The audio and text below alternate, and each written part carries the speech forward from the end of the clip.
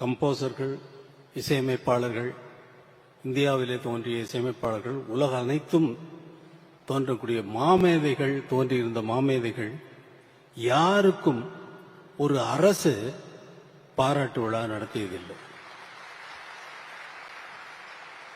இசை உலக சரித்திரத்திலேயே முதலாவது முறையாக ஒரு இசையமைப்பாளருக்கு ஒரு பாராட்டு விழா நடத்துகிறது தமிழக அரசுதான். தமிழக மாண்புமிகு முதல்வர் மு.க. ஸ்டாலின் அவர்கள், நான் சிம்பனிக்கு போகிறேன், அடுத்த நாள் போகிறேன் என்றால் முதல் நாளே வந்திருந்து பொன்னாடை அணிவித்து வாழ்த்து தெரிவித்து வழி அனுப்பி வைத்தார். அதேபோல் அங்கே லண்டனிலே இசை அரங்கேற்றம் செய்துவிட்டு அடுத்த நாள் பிளைட்ல உடனே நான் திரும்பி வரேன். திரும்பி வரும்பொழுது போன்லேயே வந்து அங்க ஸ்ரீராம தொடர்பு கொண்டு அரசு மரியாதையுடன் அவரை வரவேற்க வேண்டும் என்று முடிவு செய்திருக்கிறார்கள் என்று ஸ்ரீராம் வந்து எனக்கு அறிவித்திருக்கிறார்கள் என்று எனக்கு செய்தி வந்தது என்று சொல்லுகிறார். என்னால் நம்ப முடியவில்லை. இங்கே வந்து பார்த்தால் அமைச்சர் பெருமக்கள், அமைச்சர் தங்கம் தென்னரசு அவர்கள் வந்து காத்திருக்கிறார்கள். கையில் மலர் செண்டுடன் காத்திருக்கிறார்கள், என்னை வரவேற்கிறார்கள். அரசு மரியாதையுடன் உங்களை வரவேற்க வேண்டும் என்று முதல்வர் ஆணையிட்டிருக்கிறார் என்று சொல்லி, என்னால் என்னவென்று சொல்லுவது, வழி அனுப்பி வைத்துவிட்டு வரவேற்கவும் செய்து இன்று பாராட்டு விழாவும் நடத்துகிறார்கள். என்னால் நம்பவே முடியும். என்னால் என்ன நம்பல. நான் எனக்கு இது இந்த மேடையில் நான் நிக்கிறேன்னா, நான் பேசுறேன்னா அப்படிங்கறத இது தெரியல. என்மேல் அவ்வளவு அன்பு வைப்பதற்கு என்ன காரணம்? இந்த இசைதானா? என்மேல் அவ்வளவு அன்பு, அப்பா வைத்த அன்பு, இசைஞானி என்பதே எனக்கு பேராகிவிட்டது. அவர் வெறுமனே வந்து காரைக்குடியில் நடந்த பாராட்டு விழாவில் எனக்கு அங்க ஒரு பாராட்டு விழா நடந்தது. கலைஞர், முத்தமிழ் அறிஞர் கலைஞர் அவர்கள் பேச தலைமை ஏற்று நடத்துகிறார் அந்த கூட்டத்தை. அதில் வந்தவர், நான் அறிந்த அளவில் மேடையில் அவர் சொன்ன வார்த்தையை நான் சொல்கிறேன். நான் வரும் வழியில் அவர் எழுதிய புத்தகத்தை படித்தேன். அவர் எழுதிய 2 நூல்களை வெட்ட வழியில் கொட்டி கிடக்குது, சங்கீத கனவுகள் என்ற 2 புத்தகத்தையும் காரிலே வரும்பொழுதே படித்து விட்டு வந்து, நான் அவரை அறிந்த வரையில் அவர் எழுதிய புத்தகத்தையும் படித்து கொண்டு வந்தேன். அவருக்கு இந்த மேடையிலே ஒரு பட்டத்தை வழங்க இருக்கிறேன், இசை ஞானி என்ற பட்டத்தை வழங்குகிறேன் என்று சொன்னார். அவர் பாராட்டு விழா, அதே பாராட்டு விழா கலைஞருடைய தவ புதல்வர் மு.க. ஸ்டாலின் அவர்கள் நடத்துகிறார்கள், எனக்கு நடத்துகிறார்கள். அது அரசு சார்பில் எந்த இசைக்கலைஞனுக்கும் பாராட்டு விழா நடந்ததில்லை. இது ஒரு சரித்திரத்தில், இசை உலக சரித்திரத்தில் இது ஒரு பெரிய விஷயமாக நான் கருதுகிறேன். என்னால் இன்னும் நம்ப முடியவில்லை. என்ன பேசுவது என்பதும் மறந்து போய்விட்டது. நீங்கள் கேட்டீர்கள், சிம்பனி இசையை கேட்டீர்கள். உங்களுக்கெல்லாம் உங்கள் மனதிலே என்ன தோன்றி இருக்குமோ என்பதை என்னால் கற்பனை செய்து பார்க்க முடிகிறது. இந்த மாதிரி ஒரு இசையை, அவ்வளவு வாத்தியங்களும் வாசிக்கக்கூடிய இசை என்னுடைய கற்பனையிலேயே தோன்றி, அந்த கற்பனையை எழுத்து மூலமாக எழுதி அத்தனை பேரும் ஒரே நேரத்தில் வாசித்துக் கொண்டிருக்கிறார்கள். ஒவ்வொருவருக்கும் எழுதிய நோட்ஸ் தான் அவர்கள் வாசித்தார்களே தவிர வேற ஒன்றும் இல்லை. நான் எனது எண்ணத்திலே தோன்றிய கற்பனை வரி வடிவமாக எழுதி, அந்த 87 பேருக்கும் எழுதி, தனித்தனியாக எழுதி மொத்தமாக வாசித்த இசைதான் அந்த சிம்பனி. இந்த சிம்பனி எழுதுவதற்கு நான் இசையிலே என்னுடைய வாழ்க்கையை முழுவதும் சென்றது. என்னுடைய குழந்தைகளுக்காக நான் நேரம் செலவழிக்கவில்லை. என்னுடைய குழந்தைகளுக்குடைய நேரத்தை செலவழித்திருந்தால் இந்த சிம்பனியை எழுதியிருக்க முடியாது. இதே போல நீங்கள் விரும்பி கேட்கின்ற அத்தனை பாடல்களையும் நான் கம்போஸ் செய்திருக்க முடியாது. அதனால் இங்கே நான் நன்றி தெரிவிக்க வேண்டியது முதலாவதாக என்னுடைய குழந்தைகளுக்கு. என்னை பொறுத்து கொண்டு கார்த்திக் ராஜா, இவன் போயிட்டானா,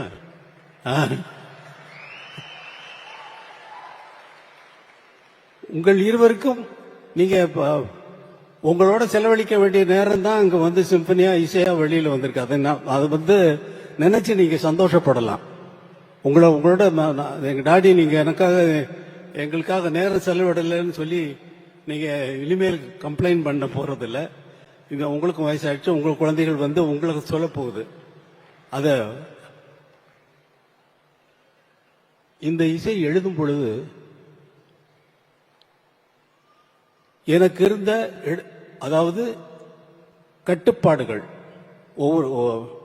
எனக்கு எந்த இக்கட்டான நிலைமைகள் என்னென்ன என்றால், நான் ஒரு கிராமத்திலிருந்து வந்தவன், கிராமிய இசை சாயல் வரக்கூடாது. அதற்கப்புறம் திரைப்பட இசையில் எவ்வளவோ அமைத்திருக்கிறேன், அந்த சாயல் வரக்கூடாது. திரைப்படங்களில் வருகின்ற பேக்ரவுண்ட் மியூசிக்கினுடைய சாயலும் வரக்கூடாது. நான் ஒரு தமிழ்நாட்டை சேர்ந்தவன் என்ற அந்த அடையாளமும் வரக்கூடாது. நான் ஒரு இந்தியன் என்ற சாயலும் வரக்கூடாது. உலகத்தில் அத்தனை கம்போசர்களும் செய்த இசையை கேட்டிருந்தேன் அல்லவா, அதனுடைய தாக்கமும் வரக்கூடாது. அவர்களைப் போல் நான் எழுதிவிட்டேன் என்று யாரும் சொல்லக்கூடாது.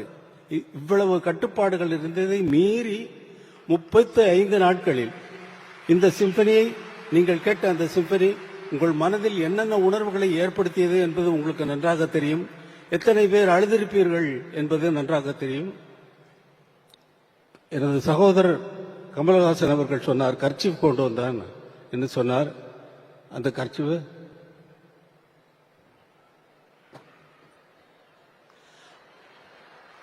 அழுததுக்கு சாட்சி இவர், கண்ணீருக்கு சாட்சி.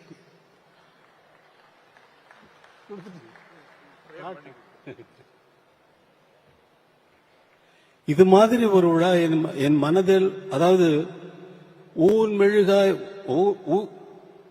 மெழுகாய் உருகும் கரையும் அதில் உலகம் மறந்து போகும் என்று சொல்லுது நமது முதல்வர் அவர்கள் ஏற்பாடு செய்த இந்த பாராட்டு விழாவை. என்னுடைய போஸ்டர் எல்லாம் பார்க்கிறப்ப எனக்கு மனசெல்லாம் ஒரே நிகழ்ச்சி. இந்த பாராட்டு விழாவுக்கும் நான் வந்து சம்மதிக்கிறவன் அல்ல. அவர் திரும்பி வந்தவுடனே வீட்டிற்கு சென்று அவரை கண்டால், அவர் சாதாரணமாக ஸ்டாலின் அவர்கள் கேட்டார், ஒரு பாராட்டு விழா நடத்தி விடலாமா அரசு சார்பில் அப்படின்னாரு. நீங்க நடத்துறதா தான் அதே சிம்பனி ஆர்கெஸ்ட்ரா இங்க வந்து நம்ம மக்களுக்கு அதை காட்டுனா நல்லா இருக்கும் அப்படின்னு. அப்படியா பண்ணிடலாம், ரொம்ப சர்வசாதாரணமா சொல்லிட்டாரு. இது பிராக்டிக்கலா எவ்வளவு கஷ்டமான விஷயம்ங்கிறது, 87 பேரை சேர்க்கிறதுங்கிறது ரொம்ப கஷ்டமான விஷயம். அதுல ஸ்ரீராம் பட்ட அவஸ்தை, அந்த ஆர்கெஸ்ட்ராவுடைய இன்சார்ஜா இருக்கக்கூடிய பீட்டர் இங்கதான் இருப்பாரு, நான் பேசுறது கேட்டுட்டு இருப்பாரு. அவரை போட்டு படுத்தின பாட்டுல வந்து அவர் வந்து, அதுவும் அரசு சார்பில் வந்த அவர்கள், சண்முகம் அவர்கள், மற்ற அமைச்சர் பெருமக்கள் அனைவருமே அவங்களோட தொடர்பு கொண்டு அவங்களை வந்து எதுக்குமே இந்த ஒரு இது, அவங்க போட்ட கண்டிஷன்ஸ் எல்லாம் இவங்க வந்து அது பண்ண இது பண்ண சொல்லி லாஸ்ட் மினிட் வரைக்கும் டார்ச்சர். அவங்க வந்து இங்க இறங்கினது பெரிய சாதனை செய்த ஸ்ரீராம் அவர்களுக்கு நான் நன்றி சொல்றேன். ஸ்ரீராம் பிளீஸ் எந்திரிங்க. அவரால் தான் இதை சாதிக்க முடிந்தது.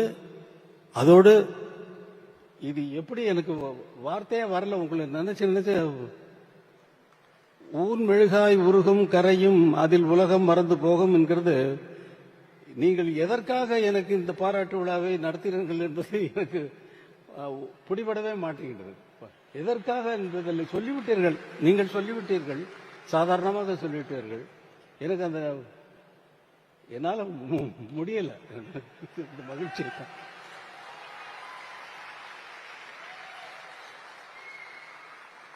வேற ஏதாவது என்ன பேசணுங்கிறதே போயிடுச்சு பாருங்க. அவர் சூப்பர் ஸ்டார் வந்து பேசுறாரு. அவர் என்கிட்ட 2 நாளைக்கு முன்னாடி போன் பண்ணி நம்ம பண்ணதெல்லாம் நான் சொல்ல போறேன் அப்படின்னாரு. நம்ம பண்ணதெல்லாம்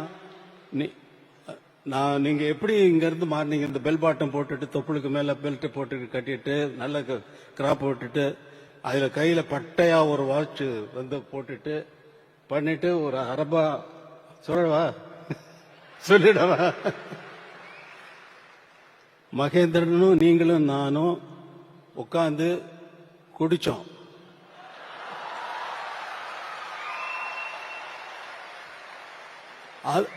ஸ்டுடியோவில் வந்து சொல்றாரு, அவர் சொல்றாரு, என்கிட்ட சொல்றாரு, குடிச்சோம் ஞாபகம் இருக்கா உங்களுக்கு?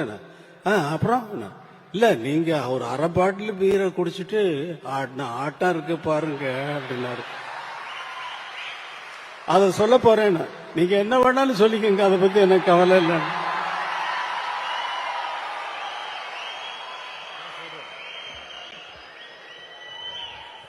நன்றி நன்றி நன்றி. பிஜேபியில் வந்து ஜானி கம்போசிங் நான் அங்கே ஷூட் பண்ணிட்டு இருந்தேன், அங்கேயே தங்கியிருந்தேன். இவரு மகேந்திரன் சார் வந்தாங்க. இது பண்ணிட்டு ஈவினிங் நைட்டு நானும் மகேந்திர சார் வந்து ட்ரிங்க்ஸ் எடுத்தோம். இவர்கிட்ட கேட்டோம், சுவாமி சார் என்னங்க பீர் ஆஃப் பாட்டில் பீர் அடிச்சுட்டு இவர் போட்ட ஆட்டம் இருக்க. ஐயோ ஐயோ ஐயோ ஐயோ 3 மணி நைட் வரைக்கும். மகேந்திரன் அப்ப சொல்றாரு, ராஜா இந்த சாங் இது சும்மா இருங்க சார் அப்படின்னு சொல்லி ஊர்ல கிசு கிசு எல்லாம் கேட்கிறாரு. மெயினா ஹீரோயின்ஸுக்கு பத்தி. அண்ணா பெரிய லவ், பெரிய லவ், அதான் இந்த பாட்டெல்லாம். சொல்லுங்க சார். அப்படி இருந்தவர் இன்னும் நிறைய இருக்கு, இன்னொரு வாட்டி நான் வச்சுக்கிறேன்.